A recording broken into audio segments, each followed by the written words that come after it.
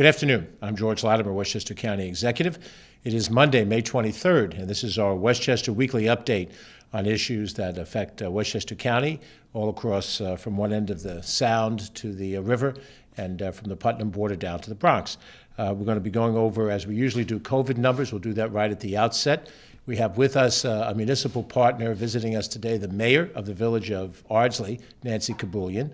And as you know, we generally have municipal officials join us for each of these updates. We've had already leaders in Larchmont, Pound Ridge, White Plains, New Rochelle, Bedford, Mamaroneck Town, Hastings, and a host of other places. And we're very happy to have the Ardsley Village Mayor with us here today. She'll talk about her community. We'll talk as well about the recent press conference we had crediting a multiple jurisdictional effort to take fentanyl off the street. Westchester County Police, and want to make sure they get some credit for our Commissioner and Sheriff Tom Gleason, who's leaving us at the end of the next few weeks, and give him some respect on that. We'll give you an update on where we are with pools and beaches as they get ready to open. And then we're going to talk about the redistricting that has become quite the controversial issue in the state of New York, and what that means for us as Westchester residents. How does that change the calendar for who we vote for this year to represent us at the state and federal level? Let me begin with the COVID numbers. We've had a continuing increase, but a fairly slight increase over the course of the last few weeks of COVID infection in Westchester County, and this is reflective of what's happening across the country and across the state. The numbers have been rising. To give you the comparable from 1 month ago, our most recent figures date to over the weekend on May 21st. Comparing it to April 21st, a 1 month period of time, we have 5,700 active cases as of the recent number. A month ago, we had slightly over 3,000 active cases. We have 112 people hospitalized for COVID around the county, compared to 72 people hospitalized a month prior. On the fatality numbers, we have an average of 2 people that we are losing per week, and this time frame compared to 5 people a week just a month ago. And so, once again, I've said this most of the last few weeks, it shows a differing level of circumstances. There's clearly a higher level of infection in the population today than there was a month ago or 2 months ago. That is reflective in the active case number. And some percentage, the more you have active cases, the more you'll have hospitalizations. And the hospitalizations have risen as well from the 72 to the 112 mark. Very important to notice, though, of all the people that have an active case of COVID, 5711, 112 are hospitalized. That's a very small percentage of the total. And it's a very small percentage of the total number of beds that we have available. We have stopped talking about concerns about running out of hospital beds, which was part of the original outbreak of COVID, and then more recently the Omicron surge, where we were concerned that we might overexceed the capacity of the Westchester health system to help people who are severely sick by having them hospitalized, get the ICU treatment they need. We are far away from bumping into the numbers of available beds and available ICU units, and so that would be considered a good sign. Most of the people who do get hospitalized, as relatively small a number it is, most of them do recuperate and go home. And we do have some fatalities, as I mentioned, but 2 a week is still a tragedy for the families that lost family members that they love. But it is a lower number than a month ago and much, much lower than what we had prior to vaccinations. Vaccinations came along in mid-January of 2021. We went through almost a year of the pandemic without the benefit of vaccinations, and we lost the significant portion of people over that period of time. We've lost less people in totality from the days of vaccinations, January 21, to this point, almost a year and a half later, this being May of 2022. We're just a month and a half shy of a 18-month period of time. We lost more people prior to vaccination. So the fact that Westchester is a highly vaccinated county, we still continue to exceed the surrounding counties, the Bronx, Rockland, Orange, Putnam, Dutchess counties, Ulster County. We have a higher percentage of vaccinations. So we're seeing a lower percentage of hospitalizations and a lower level of fatalities, even as we see a continuing steady rise in the number of people that are infected. We also look at the fatality rate, and again, we hate to make statistics out of human lives, but it does give you some indicators. Of all the people that have contracted COVID, barely over 1% of them have suffered fatality. In absolute numbers, that's 2,725 people in Westchester County that have died for COVID or COVID-related causes, 2,725. But that number has been very small over the last few months, and as a total, it's slightly over 1%, less than 1.1% of all the people that contracted COVID that lost their life due to COVID. And again, I would have to attribute that to the high vaccination rate, so that people who are vaccinated, while they might have symptoms, they might have some degree of impact from the disease. Many are asymptomatic, but for those that suffer from the disease, the number that we have lost since vaccinations came along is a much smaller number than the number before that. We still lose people for whom the disease is a terrible addition to either having an underlying health problem or through advanced age. And we still see the single most important demographic is not the gender of the person, is not the ethnic background, racial demographics, it's age. The older the person is who gets the disease, the more immune compromised they might be, the more likely it is that they suffer the potential for fatality. So with those numbers at hand, we're still trying to work with the total county on these issues. We had this morning a call with school district superintendents in Westchester County. We do those weekly, and we suspended them about 2 months ago when some of the mandates stopped in March, and we just had one today just to go over some of the issues that may be at play as the academic year comes to an end. Usually in the month of June, that's the end of the academic year for secondary schools, high schools, and lower. And we went over with our school superintendent colleagues some of the different issues they have. They gave us a few things to work on with the state. We maintain that conversation as we go forward. There are no planned testing or mask mandates that tie into this from a school standpoint. So much of the furor over mask mandates, much of it was tied to the schools. There is no expected top-down mandate from the state on that issue as it stands today, and we don't expect anyone either on the testing side and on the vaccination side. It is important to understand that we continue to have vaccinations available at locations in Westchester County. Our 2 clinics in Yonkers and in White Plains at various times during the week will provide vaccinations. We have had some satellite clinics. I was in Peekskill over the weekend to see the satellite clinic at the middle school complex. They actually had a Saturday Academy event in Peekskill, which is really a terrific program up there. There's vaccinations available at that time. And then this coming Saturday, we'll be at the Yonkers Riverfront Library for vaccinations as well, and we think that will be helpful in the process. But the demand for vaccinations has dropped fairly dramatically, and many people are now triple vaxxed and are assessing whether or not the 4th vaccine is right for them, given their age, given their potential exposure to the disease.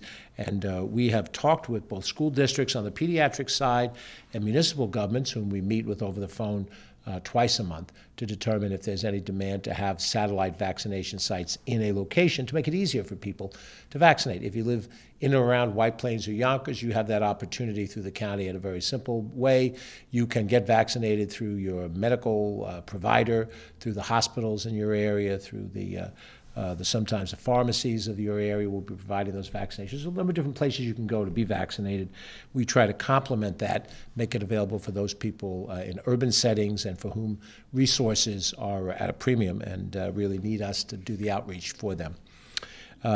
Testing, which we've done at the Westchester County Center, will come to an end this Friday, May 27th. We will complete any testing that we're doing at the county center. We were vaccinating at the county center until a while ago when we suspended vaccinations, but now we're going through a complete restoration of the county center for its original recreational purposes. This is not a modernization of the facility. This is getting it back to where it was before we turned it into a healthcare facility over the last 2 years. And the state is doing that. That was the commitment when we turned the facility over to the state back in 2020. Now we're trying to fulfill it so we can have some use for it before the year is over or near the end of the year. However, with the last day of testing as Friday, May 27th, there are now many other testing options that are out there. The most common one is at-home testing availability. We have tried to make kits available where they were scarce as hen's teeth just before the Christmas holiday season. They are now plentiful, and if anyone wishes to reach out to obtain testing like that, there's ways they can do it locally, and there's ways they can do it through the county. We're happy to get that phone call and try to answer that. We've been averaging about 9 to 10 tests per day at the county center. That's a very low number. We're very thankful that our medical partner in all of this quadrant, was there to really do a tremendous job in expanding our availability of testing. And it began at the time when, as I said, those tests were hard to find. And now that they're more plentiful, it's more common. If you're looking for a testing site near you, you can go online, New York State COVID-19 Test Site Finder, and click in your zip code, and they'll match up where you can go to get a test as part of that process. We are trying our best to manage with a restoration to normalcy as the greatest part of our strategy. We reserve the right, if the numbers spike much higher than they are today, to look at additional activities we may need to take. But as of this update, we have no plans, no plans to do that. Right now, the only place where the county has imposed a mask mandate is on the bus system, the Beeline bus system. And when you're traveling on the Beeline bus system, which as of June 1st will be free of charge through the summer months, you will be required to wear a mask. You're not required to wear a mask at the Westchester County Airport if you're a passenger traveling through the airport, nor in any of our county buildings. And in a few minutes, when we talk about where we are with our beaches and pools, we will look at certain restrictions, but not full-out restrictions at this stage of the game. So that is the COVID update as it stands now, and when we go to questions, if there are any members of the press that have questions for us, we'll answer them at that point in time. Next, I'd like to invite up the village mayor of Ardsley, Nancy Kabulian. Nancy has been an extremely good partner in terms of both running her village with coordination in the county issues where the county can be helpful to the village. We've tried to be there. Many outstanding events being held at Pascone Park over the course of a year. I think I've been there 5-8 times over the course of a year. And Ardsley is one of the smaller villages within the town of Greenburgh, which has 6 villages, and there are 20 villages across the county. Some of them are as large as Portchester, with almost 40,000 people, and some are much smaller, down to the level of Buchanan with 2,000 people. But each one of them has a hometown feeling, and when you're in Ardsley, at the crossroads of Ardsley, where the Sawmill River Road meets Ardsley Road, and it's really a small, cute downtown, then you're in Nancy Kabulian's country. And we're very happy to have Nancy with us here today. Madam Mayor, the microphone is yours. Thank you. Thank you, George. Good afternoon. Thank you, County Executive George Latimer and Deputy County Executive Ken Jenkins. Thank you for having me. As the county executive said, Ardsley is one of the smallest municipalities in the county, but we have a lot going on, and we never feel small in the eyes of the county. I've always appreciated the responsiveness of George and Ken and their entire team when I have a question or a concern. I jokingly told somebody just this afternoon that Ken called me back right after I butt dialed him by accident, so I really appreciate the partnership in government. Last year, the village celebrated its 125th anniversary of incorporation, and we are making plans for the next 125 years. Our fiscal position is very strong. In April 2021, the village received a Moody's upgrade of AA1, something we're very proud of. Since I was here last, we've hired a new village manager, Joe Saratani, and we are keeping Joe very busy. Meredith Robson, who was our village manager for 7 years, has gone to the town of Mamaroneck, and we thank her for her years of service with the village of Ardsley. In 2021, we completed our comprehensive plan. The village had not had a long-term planning document for over 35 years. We are very excited to start the implementation of this plan, and we've started with zoning changes to help streamline the process and to allow for taller buildings to introduce more rental housing in the village. Several new businesses are about to open in the village, so I hope that's a sign that people see the village as a thriving municipality. We have a new children's art studio, a music instruction business will be opening, a new coffee shop will be opening, and hopefully a new Thai restaurant will be open. We're excited about all these businesses, and we wish them great success. 2 years ago, the village established a sewer rent. The board felt that it was necessary to designate a fund to address the maintenance and potential issues of our 125-year-old sewer system. To start the process, we are mapping the entire system to have a complete and comprehensive view of it. After the mapping is completed, we'll be doing smoke testing to determine if there are any issues or potential issues. By doing this, the village will be able to maintain the system and hopefully be in a position to address issues before they become major concerns. We are also mapping our entire stormwater system. The village has experienced significant flooding issues, and we need to address these issues all over the village, and that includes having a full understanding of our stormwater system and its capacity. Through the hard work of our Climate Advisory Committee, Ardsley has achieved the Climate Smart Communities Bronze certification, something else we are also very proud of.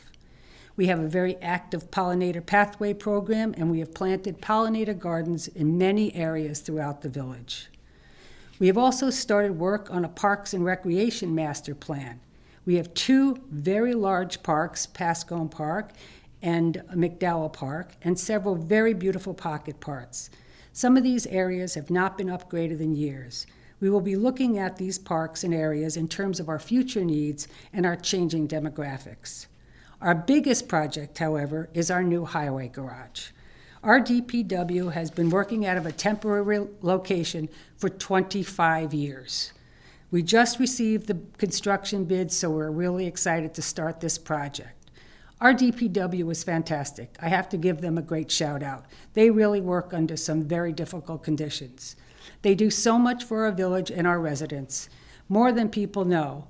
Oftentimes in emergencies, our DPW is out there with our first responders helping secure the situation. That was true when a woman was stuck in her car floating during Hurricane Ida. Our DPW cleared the way for our police, fire, and ambulance corps to rescue the woman. We recognize the great work of our police, fire, and ambulance, but we also need to recognize our DPW staff in this situation and every day for what they do for us. The village calendar is full. As the county executive mentions, we hold lots of events, and we love having to celebrate our community and our diversity. We're having our Memorial Day parade after a 2-year hiatus on May 30th, starting at 11:30, hosted by the American Legion Post. We are also hosting our second annual Pride celebration on June 4th in Pascone Park from 12 to 4, and our third annual Juneteenth celebration on June 18th from 5 to 9. Both of these events will include educational activities, dancing, music, food trucks, and fun for all. We invite everyone in the county to come. We love having you come to Ardsley. I am proud of the village of Ardsley. I am proud of our board, and I thank them for their hard work. I am proud of and thank all of our village employees and everyone who volunteers to make Ardsley a wonderful place to live. I look forward to working for the village and with the county and the county executive and the deputy county executive and for all of the residents of Westchester County. Thank you for having me. Thank you very much. Thank you. That was Mayor Nancy Kabulian from the village of Ardsley, and we're very happy to have her here with us, and we're happy to give you a little flavor of each of the different communities of Westchester County. There are 45 municipalities all across the county, and then there are numerous hamlets that are sort of neighborhood subsections of some of the towns. And so there's a lot of diversity out there. There's a lot of different places. Each one have restaurants, each one have parks, and they all have festivals of various sort that are entertaining, and you should participate in these things. And if you live in Ardsley, you know why you're proud of Ardsley, but if you live in another part of the county, you should journey and travel and go and see what there is to have just within the borders of our county alone, and Ardsley being one of those wonderful places, and also at the top of the alphabet whenever we go through all of our communities. So thank you again, Nancy Kabulian. I'm joined by Deputy County Executive Ken Jenkins. We'll cover a few other items. Last week we had a press conference, Westchester County and the Police Department, our County Department of Public Safety, and some of our federal law enforcement partners with a major bust picking up fentanyl off the streets of Westchester and some of the surrounding areas. This opioid epidemic has really been a tragic situation, lots of loss of lives from overdoses, and the Westchester County Police launched a narcotics reduction program that targeted large-scale supplies of fentanyl and other illegal substances, keeping in mind that fentanyl is an additive often to existing drugs, which perhaps increases the intense feeling of the drugs, but it also can lead to a very easy overdose and very much fatalities amongst those who use it. And we've seen quite a bit of that here in this area and elsewhere around our nation. The resources of the multi-agency real-time crime unit that we have, it's a center that provides information all across Westchester County, helps us coordinate and track down those who break the law, collaborating with federal law enforcement partners, and they utilize precision policing strategies and targeting the things that they think will get the greatest possible return on breaking up a ring like this. With the narcotics reduction program has really led to tremendous seizure of quantities of fentanyl and fentanyl-laced pills and cocaine. Several dozen suspects were charged by federal prosecutors with significant drug trafficking crimes, working in cooperation with both the United States Attorney Office and also our district attorney in Westchester County, Mimi Roca, and her team. Even in the smallest amounts, fentanyl is deadly, and getting it off the street is essential. And what we want is for people who are in addictive situations to be able to go through a rehab and resume a normal, non-addictive life if we can. We reject, the drug culture for what it does to ruin the streets of our communities and to ruin the lives of the people who are on those streets. And we hope that together, utilizing our mental health facilities, our policing facilities, we can continue to make an outreach over that. The press conference we had last week outlined some really amazing numbers. I'll repeat them, although the press conference is also on our Facebook page, which you can watch in its entirety. Over almost 500,000 bags of fentanyl packaged for individual sales has been collected. 94 kilograms of fentanyl packaged in bulk. 863 pressed pills disguised as real prescription medication with fentanyl pills that were taken off the streets. 66 kilograms of cocaine. 41 vehicles that were created with aftermarket hidden compartments to be able to hide this and transport it. 27 firearms. This really was a tremendous work by the FBI, the Drug Enforcement Administration, the Department of Homeland Security, U.S. Attorney's Office, our District Attorney's Office, and particularly the Westchester County Department of Public Safety.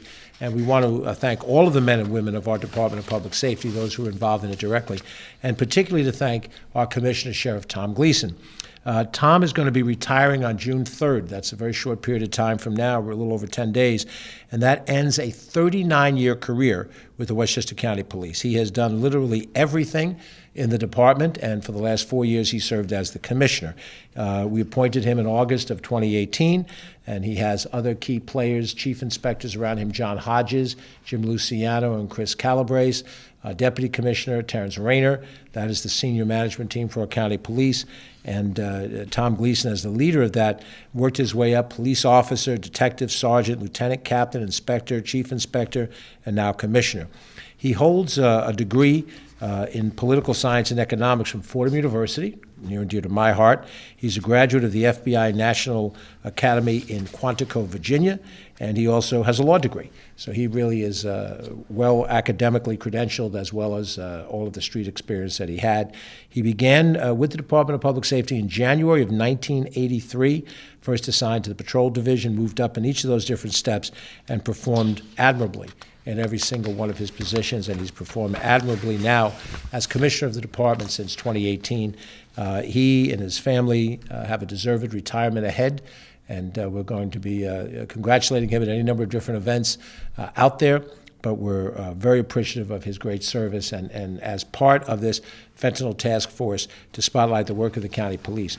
We have said many times before that we don't view a binary choice between supporting your police and supporting social justice. We think that they're completely mutually complementary activities.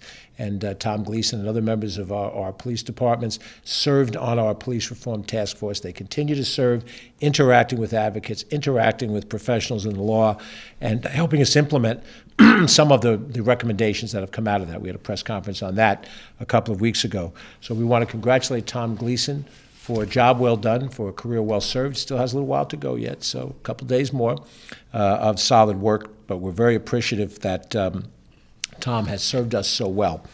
I'm going to flip over to Ken next for him to give us an update on pools and beaches. Then I'm going to come back and talk about our airport public hearings, which start tomorrow night, and then talk a little bit about the topic of redistricting, which has been very much in the news for those people that follow government. Many people live their lives, have no idea what redistricting may mean to you. We'll try to pull all those things together in a coherent way. But first, the things that you may care about more than anything else that we have to report on, the pools and the beaches. Ken. Thanks, George. It's certainly, as we had over this past weekend in the 90-degree weather, a great reminder that we are heading towards summer. We're not quite there yet.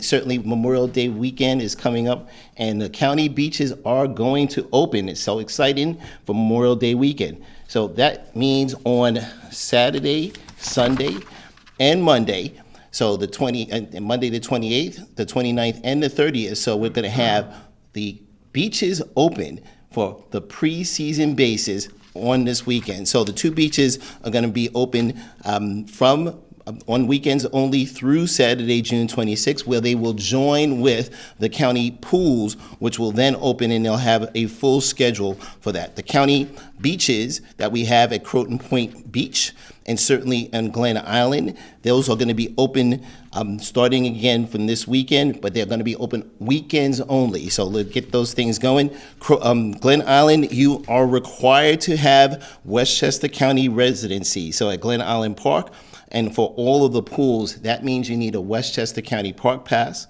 or a New York State driver's license showing a valid Westchester County address to be able to get into those parks. Certainly the parks system at parks.westchestergov.com, you can find out how to go into the great town of Greenburgh at Ardsley to be able to go to the park system. So the mayor being here today, we wanted to make sure to shout that out some more, and certainly to take advantage of all of the county parks, including our South County Trailway, which has a brand new marker that marks the Ashford train station, which is why it's called the Ashford Avenue Bridge, which the village of Ardsley was named after. So had a great chance to be out there with Mayor Kabulian and by the temporary headquarters of the Department of Public Works as well. So certainly, again, the pools and beaches are going to start opening. The beaches this weekend, Saturday, Sunday, and Monday, then weekends only until June 24th and June 26th, and then we'll have a full schedule except at Glen Island, because there's going to be Croton Point Park, that there are going to be some major construction projects, so the beach will only be open on weekends at Croton Point. So let's get ready, have some fun, and the weekends are going to be there. We're not going to talk about just yet. We're going to have some changes in the capacity that we may have at the beaches and pools, as County Executive Latimer has pointed out over the several weeks as we've been talking through the COVID crisis, to be able to make adjustments based on things that are happening in real time. Right now, there is not anything different than we did last year. We did not have the same kind of restrictions that we had in 2020, where we had different sessions and mask mandates that were going on. But keep that in mind as we we get towards the season starting this weekend, as we watch, unfortunately, the continuation of COVID and how we learn to live along with that. The pools, again, are going to open on the 24th of June, and then we'll start a full season of those opening. Playland Pool is under control of Standard Amusements. We don't have that information just yet, and we certainly will share that when that happens. Again, this is so exciting that we're getting into those summer seasons and getting the chance to enjoy the nationally accredited award-winning county park system. George. Thanks very much, Ken. And I really want to highlight how much we appreciate the leadership in our Parks, Recreation, Conservation Department. The Commissioner, Kathy O'Connor, First Deputy Commissioner Peter Tartaglia, have been working through all of this COVID period of time now, well over 2 years. This is the third summer that we're going through a COVID-related reality. And of course, in 2020, when we had the huge outbreak and movie theaters were closed and gymnasiums were closed, it was the outdoor recreation that was the lifeline. And we had Bicycle Sunday, which is now underway.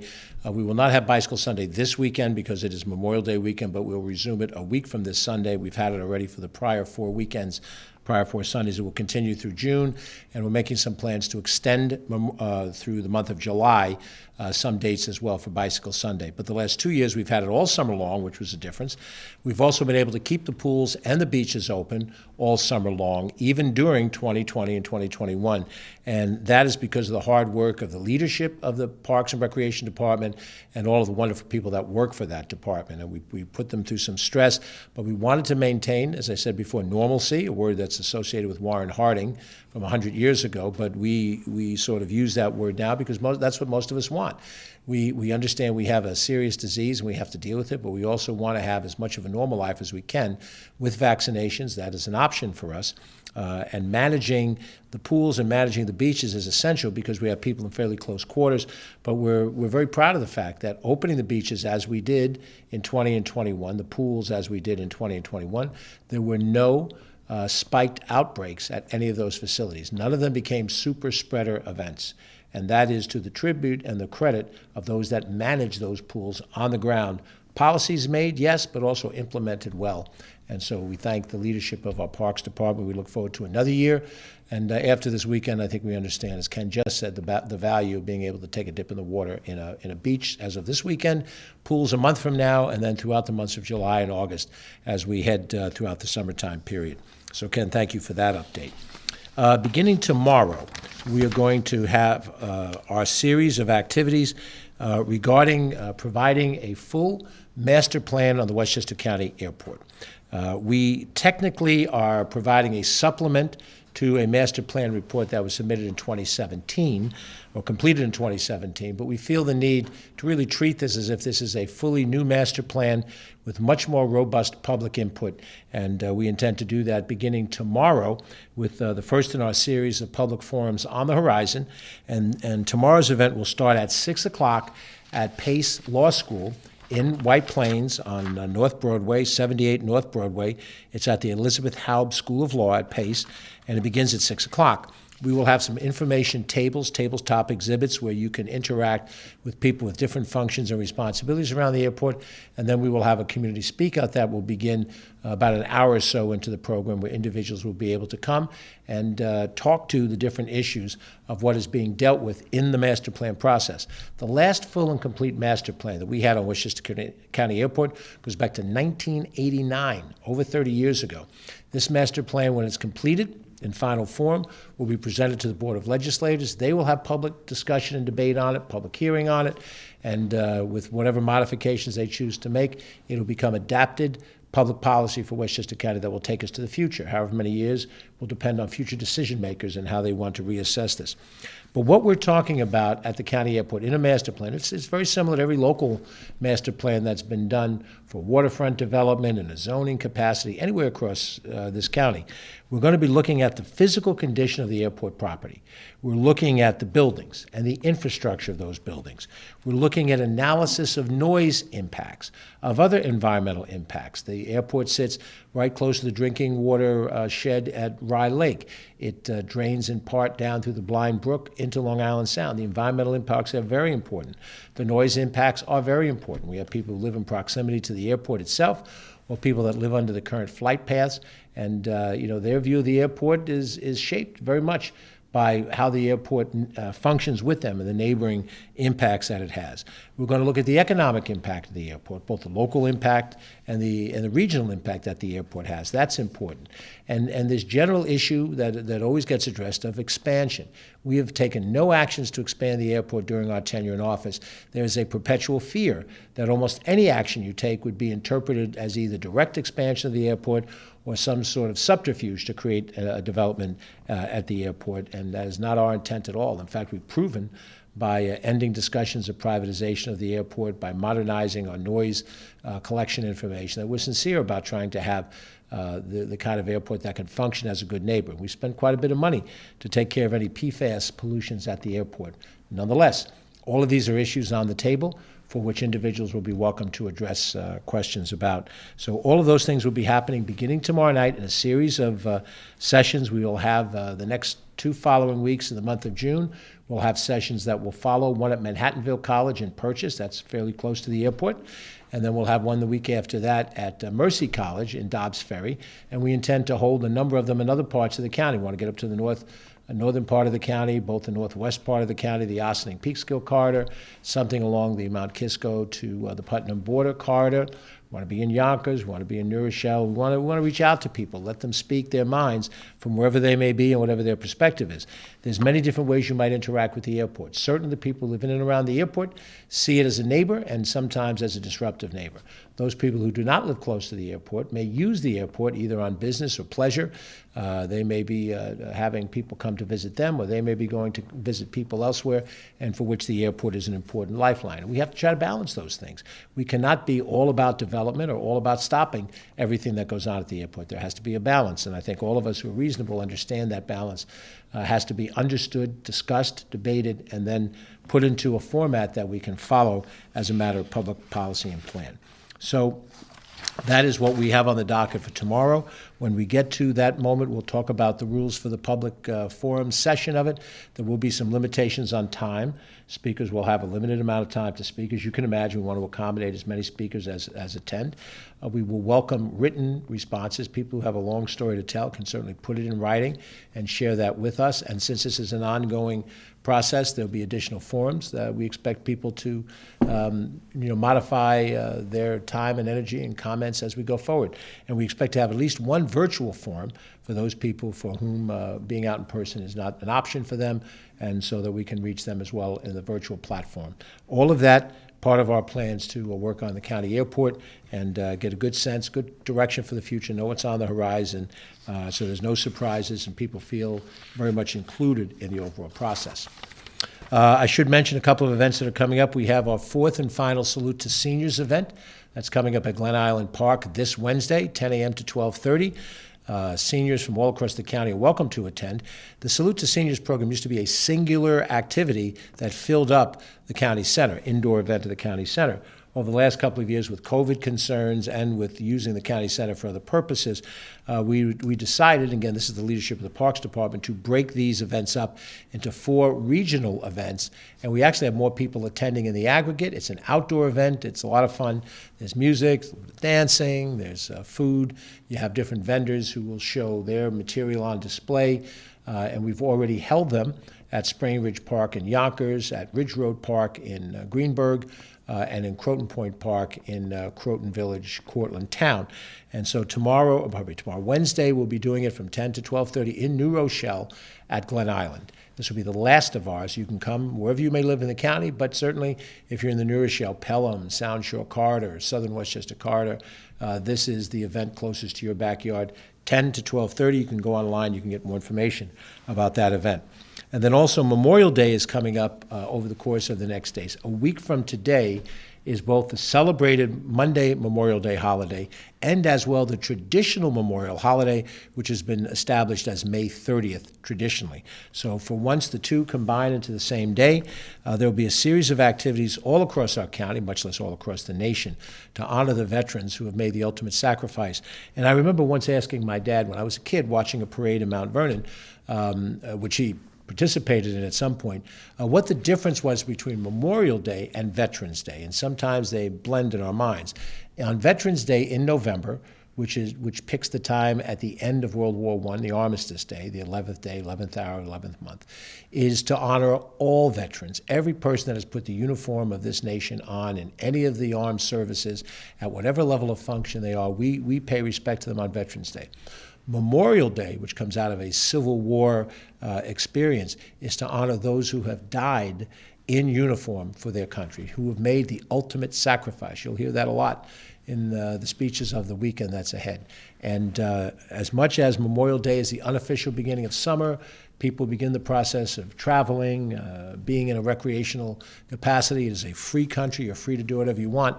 But I would hope that sometime on Memorial Day proper, or in the period of time prior to Memorial Day, you will set aside some time to recognize that the purpose of the holiday is to honor those people that have fought and died for this country of any age, and not just in wartime, in peacetime as well, where people were in the military and through some reason or another, training accident, whatever it was, they made that ultimate sacrifice.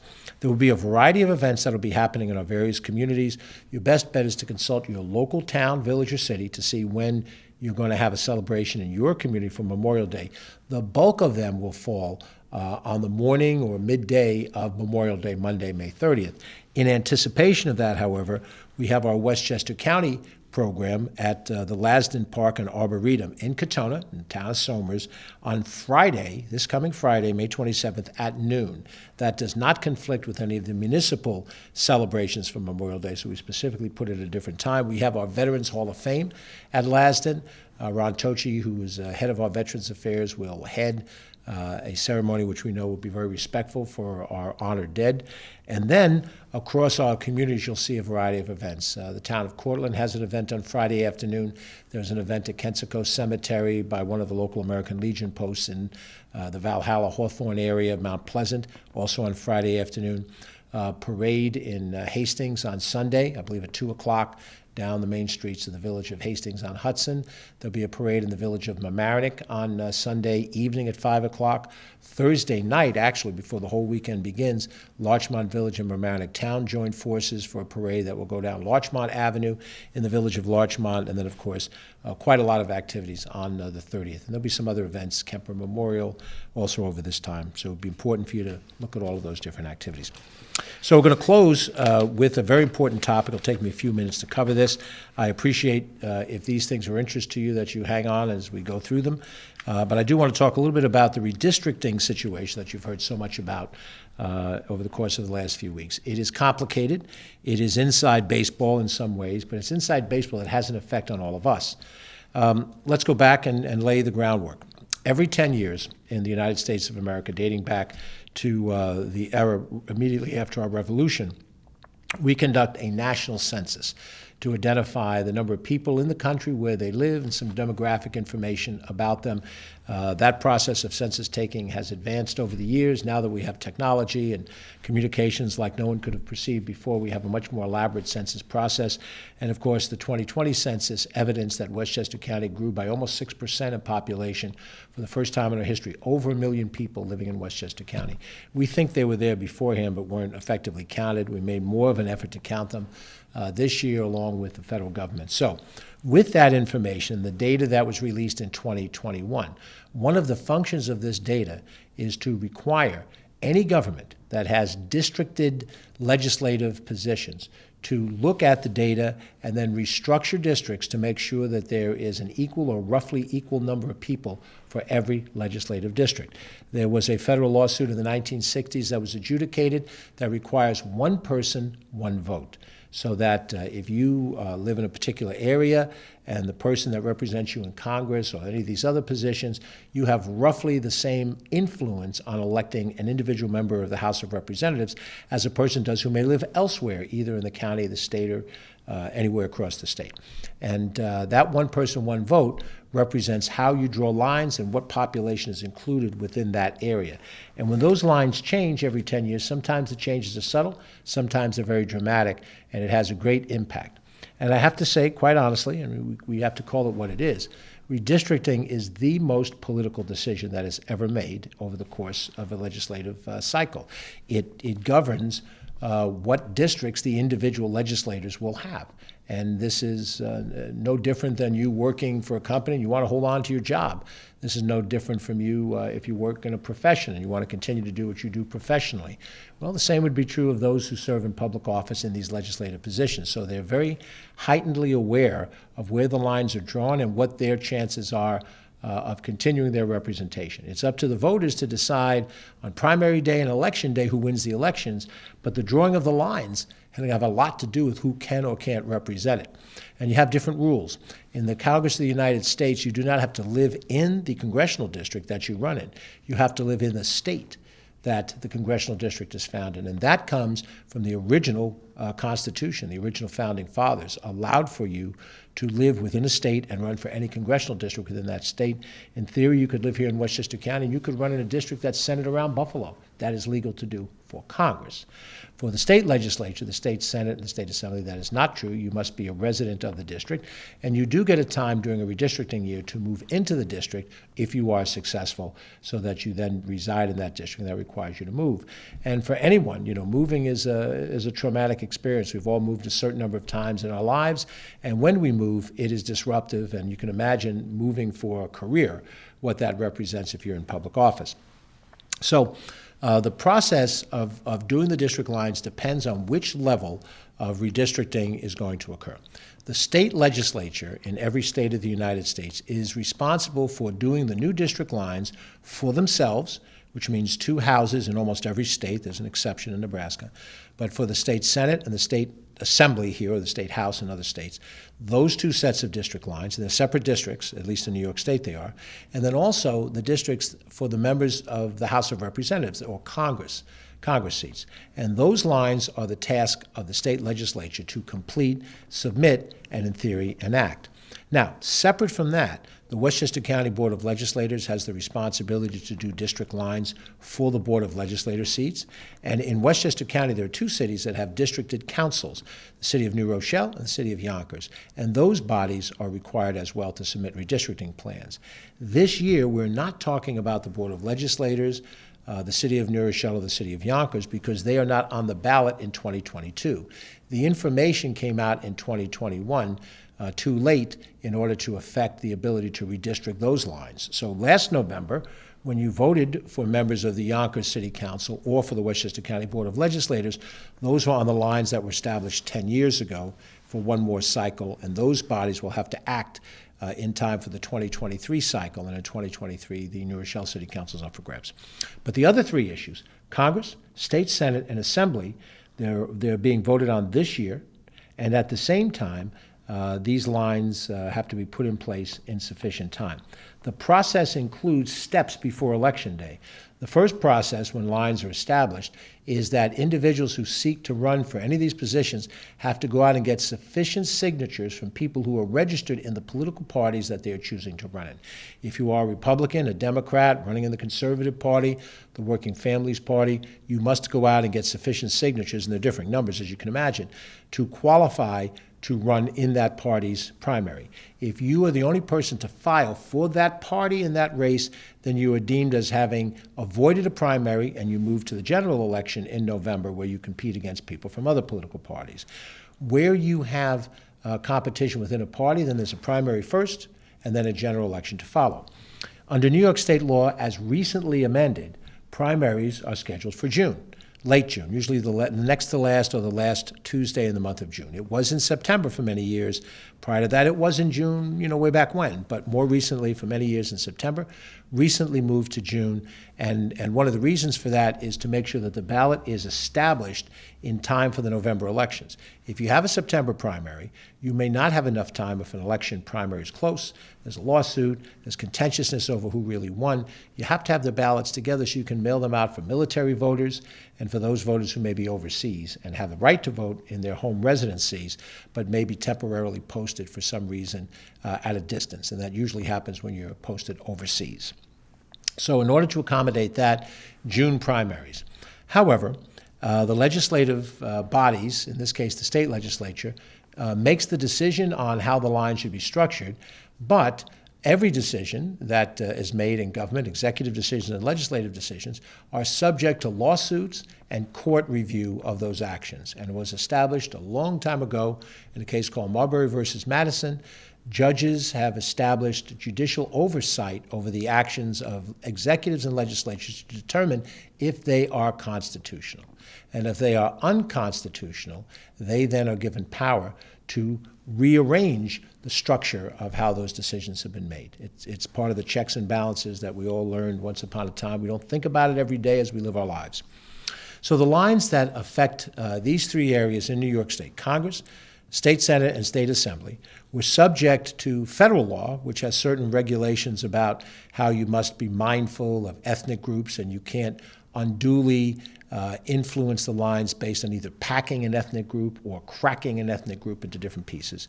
However, in 2014, a series of referendum changes were voted in by the electorate of New York. This is part of an arrangement that was made at that time by Governor Andrew Cuomo and the legislative leaders of that day, Dean Skelos in the Senate and Shelley Silver in the Assembly. None of those 3 individuals came to a comfortable conclusion to their careers, but during the period of time that they were in power, they constructed a format and a plan that involved the creation of an independent redistricting committee. Rather than have what had happened in past years, each of the different legislative chambers agree on some plan across the lines and then pass it, and the governor would sign it, this would be an independent commission. But the independent commission was constructed with an even number of appointees, even number of Republicans, even number of Democrats.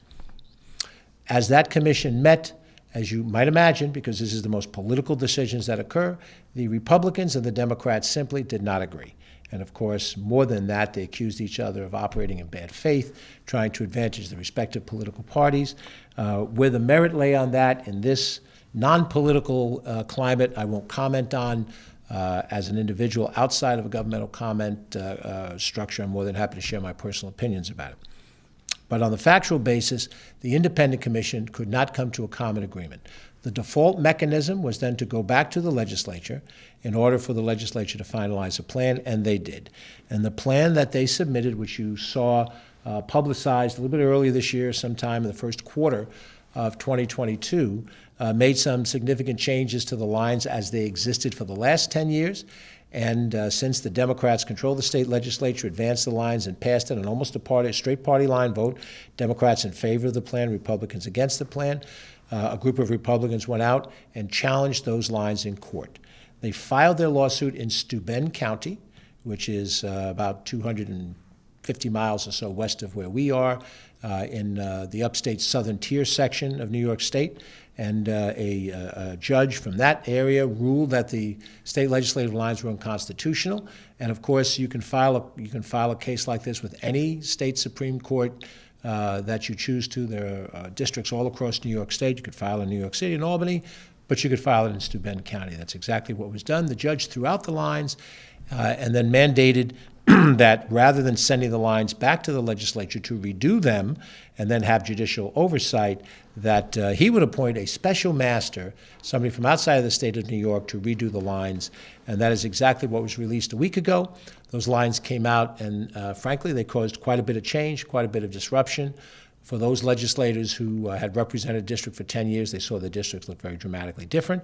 And the plan put existing legislators in the same district at the congressional level, at the state Senate level, and has caused quite a bit of uproar in the world of government and political environment.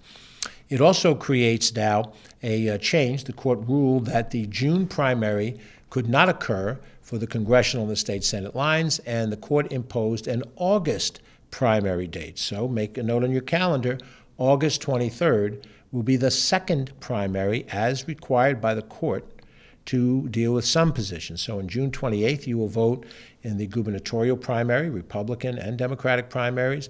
There's a Democrat and Republican primary for lieutenant governor on that day, and there may be some other primaries of other sorts on that day.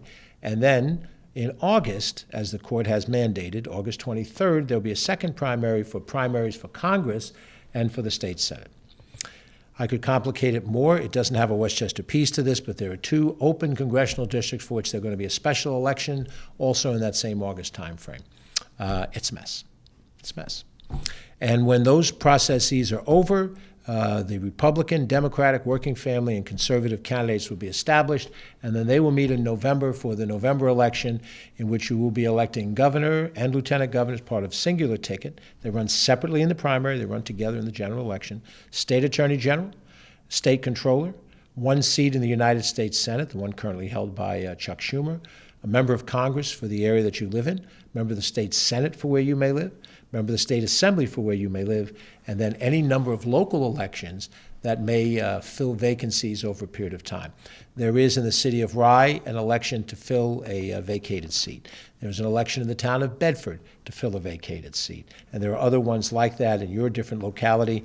At this stage of the game, it's a little early to get to the final balloting point, and as I'm speaking today, on the 23rd of May, there may still be additional court action. There's some court action pending on assembly lines. We don't know how that's going to be adjudicated. We don't know if anyone else is going to go to court to challenge the lines that the state judge had put into effect. There's a certain amount of unknowables as we speak today. These things will become clearer over the next few days. What you have noticed is a number of existing legislators announcing which district they're going to run in. And you're not familiar with the numbers. I have to reorient myself to the numbers as well. But since the lines have changed so dramatically, where you had individual members of Congress in clearly distinct districts, those things have been overlapped by the different lines. Let's just look at the geography. on our various maps. First, we hopefully will have a map up of the congressional lines as was established. Going into this year, Westchester County had a congressional district that was primarily the southern part of Westchester County and went into a significant portion of the North Bronx. That is currently represented by Jamal Bowman. There was a district that included part of the central part of Westchester County, White Plains, large sections of Greenburgh and Mount Pleasant, and then that district crossed the Hudson and took in Rockland County. That district has been represented by Mondaire Jones. That was numbered the 17th district. And then in the northern part of Westchester, a number of towns in the northeastern corner of Westchester, from about halfway up North Castle through that corner of the county with Lewisboro, North Salem, and so forth, that were represented by, or are represented by Congressman Sean Patrick Maloney. Those lines have been changed on the map that you see now. The southern Westchester district, which is District 16, now goes further north than was the case in the prior 10 years. All of parts of that dotted line that you see that separate right about at the middle, almost like a belt line of Westchester County, those include some communities that were not part of the 16th Congressional District before. Above that, the 17th Congressional District is a larger portion of northern Westchester. It consolidates the portion that Sean Patrick Maloney had and the portion that Mondaire Jones had. It includes all of Rockland County, and it includes almost all of Putnam County, and then a little piece of Dutchess County. So that's changed. And in that district lives Sean Patrick Maloney, even though a fair bit of that district was represented by Mondaire Jones. And so there are only two congressional districts now that touch into Westchester County, not three. And if you took the map and you blew it up and you looked at the geography, you'd see how much change happened on Long Island, in the city of New York, and in the rest of upstate New York. The lines that were presented that are no longer on the table changed the districts, included a sliver of the Sound Shore in a district that went out to Long Island. That is all gone. That's all been thrown out by the court. So what you're seeing in this map is what the court has put into place, unless there's some other legal action to obviate these lines. These are the lines that will be on the ballot for primary purposes in August and then in the general election in November, and will be in force for the next 10 years. We move to the state Senate. Now, statewide, there's about 28 members of Congress in New York State. In the state Senate, there are 63 members of the Senate, so the districts would be smaller, although they're not small. I served in the state Senate, and they're not tiny by any means. You will see in the map of Westchester a northern district that includes some communities that were together before under the current representation by Senator Peter Harcum. Part of Putnam County and a little piece of Rockland are part of that district. And if you know your geography, you see how Lewisboro is in it, and Bedford and Ossining, and those communities were represented, Bedford and Ossining, by other state senators last year. Then there's a western district that starts up in Mount Pleasant and goes down through Yonkers. That is a district held by Andre Stewart Cousins. And then there's a district to the east of that, the district that Shelley Mayer represents, that I once represented, that does not go as far north as it did before, and it covers the White Plains to Port Chester to New Rochelle quadrant. And then very much in the southern part of the county, you'll see Mount Vernon attached to a Bronx district, currently represented by Jamal Bailey. That is all of Mount Vernon now, not a part of it. And then next door to it, all of Pelham and a portion of the city of New Rochelle that attaches to the Bronx in a state Senate district as well. And that is some of what State Senator Alessandra Biaggi currently represents, and she will make her announcements public as to what she's going to do.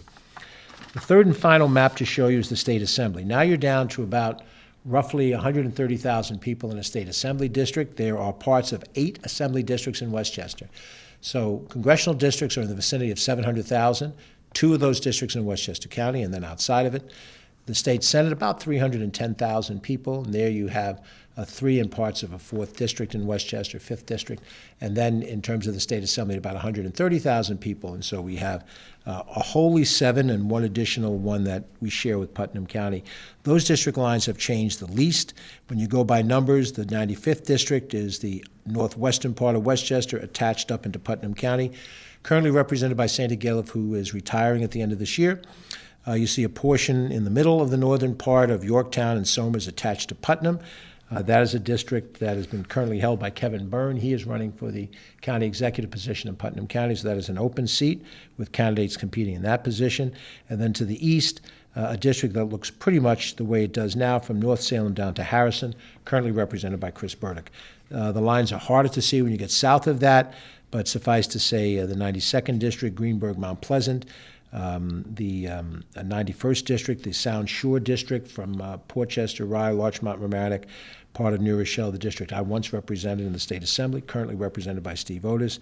A district that sort of cuts through the central part of the county that involves Scarsdale, the Edgemont section of Greenburgh, Eastchester, part of New Rochelle, and Pelham, that's represented currently by Amy Paulin.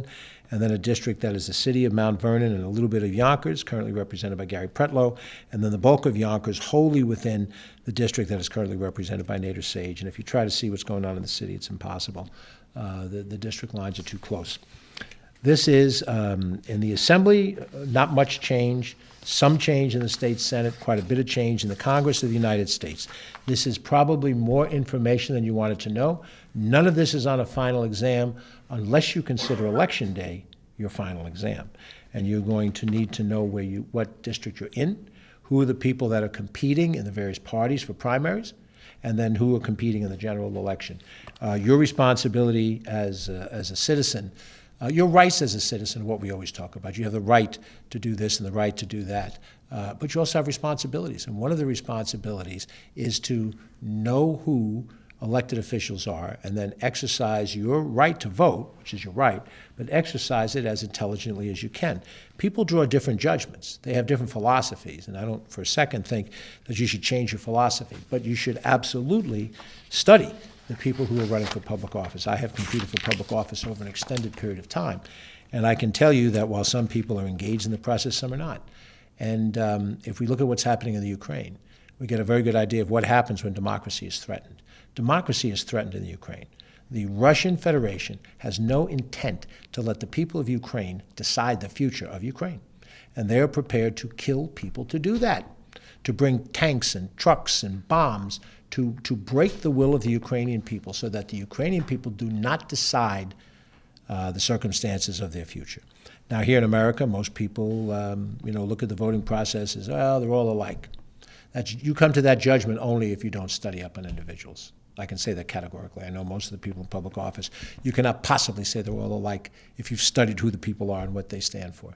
To the extent that people don't want to put the time and energy and effort in, they might vote based on pure party affiliation. They might vote based on common ethnic connection. There's 1,000 reasons why you might vote, and those are your reasons.